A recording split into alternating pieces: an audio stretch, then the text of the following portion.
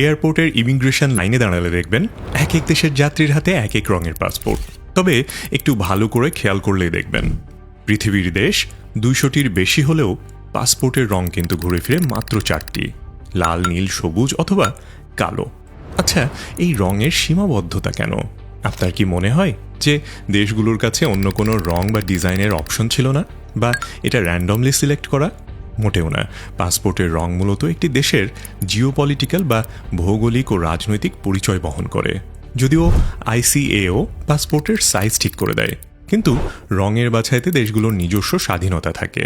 যেমন বেশিরভাগ মুসলিম দেশ ধর্মীয় গুরুত্বের কারণে সবুজ রঙের পাসপোর্ট ব্যবহার করে, আবার ইউরোপীয় ইউনিয়নের দেশগুলো তাদের একতা বোঝাতে ব্যবহার করে বার্গান্ডি রেড। অন্যদিকে উত্তর ও দক্ষিণ আমেরিকার দেশগুলো অর্থাৎ নিউ ওয়ার্ল্ডের প্রতীক হিসেবে বেছে নিয়েছে নীল রং।